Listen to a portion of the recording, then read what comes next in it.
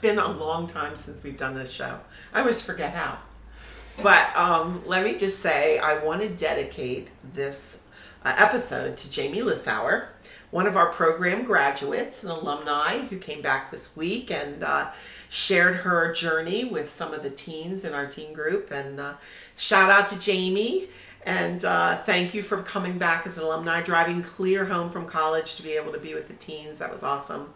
And also just say that we're really excited that you like Oh By The Way. Sometimes we don't get feedback we don't know. Well, I think we stopped for a while because we had so much going on here at Olivia's house, and maybe that's a cop-out answer, and maybe it's not. But I think we stopped in certain part because we wondered if people were really out there watching. Yeah. But Jamie said yes. Jamie said she loves it and tunes in and looks every week to see a new show. And if one person looks to see if there's a new show, then we're doing the show. I felt a little bad. So I did too. So here we are. So kudos to Jamie for letting us know. And that being said, I think one of the topics I wanted to ask you about is, because this week we're in the last week of our program at Hearts Can Heal, so it's our celebration of life. Yes. And I wanted to ask you, how and where did you come up with the celebration of life? Well, it's been almost 20 years now, and I have to say, I can't exactly remember what we did that created such the celebration. It's kind of evolved over all of these 20 years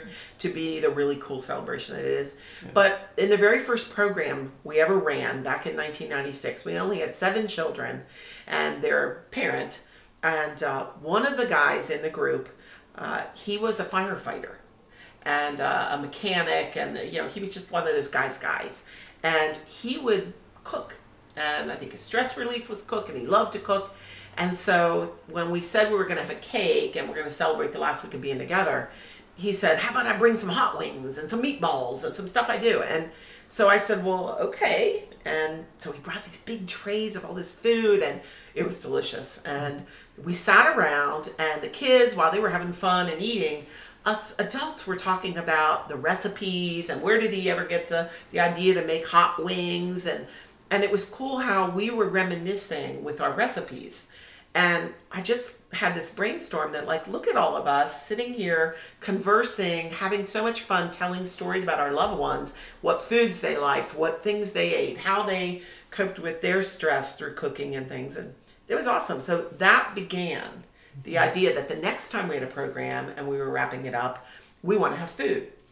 And then that evolved into bring your loved one's favorite food, because we were reminiscing so much. And that was just awesome. And now there is quite the buffet table. I would say, and I think it was probably around 2007 when Jill started putting, our former program director, started putting the pictures on the tables. She put the person's picture beside their dish. Now has evolved into the picture and the name and the type of food and the whole 9 yards. We take great pride in that. And I think in the first year, I remember we did the balloon release. Yes. But it wasn't one big balloon. It was one big balloon. With 7 strings. We had no money. Yeah. There wasn't a helium shortage back then. Well, I was going to say. Which is a money shortage. Yeah, it was a money shortage. And we couldn't afford more than one balloon because I was paying for the whole program. Yeah. It was run out of my private practice, so everything we did I paid for myself. So I bought this gigantic heart-shaped balloon, and the kids all signed the balloon, and we took it outside, and we were doing this really neat ritual of release. Jennifer Hartenstein and I and Dina Albright were, in charge of it, and we were so excited, and all the kids had one string, like it was one balloon with 7 strings, and they all had a hold of the string, their own string, and we counted down, and we were going to let it go on the count of 3, and we did, and up it went, and all those strings got tangled in a tree. And there it was, and it didn't leave us. And I thought, oh no, here they are, this beautiful ritual of sending this up into heaven. And it was right there in the tree. And this one little girl said, look, it doesn't want to leave us. And so with that, we went inside to have our meal together and do some more wonderful closing rituals. But lo and behold, by the time we came out, it was gone.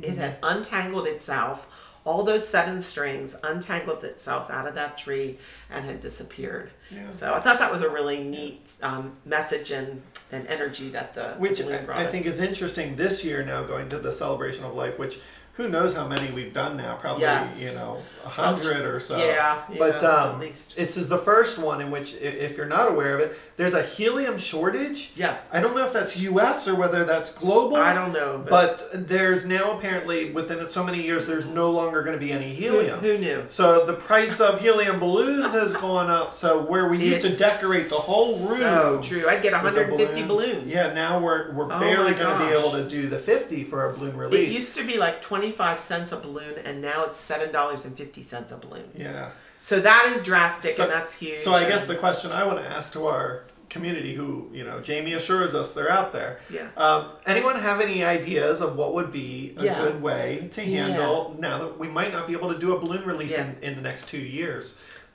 What are your thoughts? What are your ideas? Yeah, what are your ideas for another ritual that would kind of bring about that sending a message and giving a message? And, you know, we've done things where if we're near water, we put flowers in water and let them drift away. We've done the balloons. We've had some things, but I really would love ideas. Yeah, so Facebook us, let us know. Some unique ideas. Email me, let me know what you think. And if you have a solution to the helium shortage, for crying out loud, you could be a millionaire. I know, right?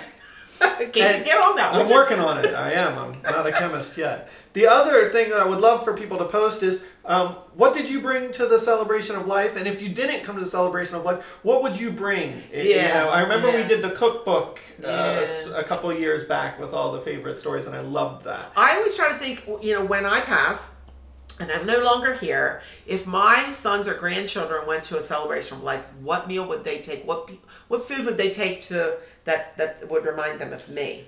Well, I can answer chicken corn soup. Okay, yeah. And coffee. And coffee. Oh, yeah, you'd have to have a thermos of coffee for me. That's true. Yeah. But yeah, I make a mean chicken corn soup. Yeah, that comes from my grandmother. That's true. They both taught me how to do that. Yeah, so celebration of life is a fun night. It's a very special night, and a very fun one. We look forward to it this week. Yeah, and there's so many more stories we can share about it, but unfortunately we're out of time. Yes. So we will hopefully catch you next week. Yeah. In our next episode. So thanks, Jamie, and thanks to everyone out there. Have a great week, everybody.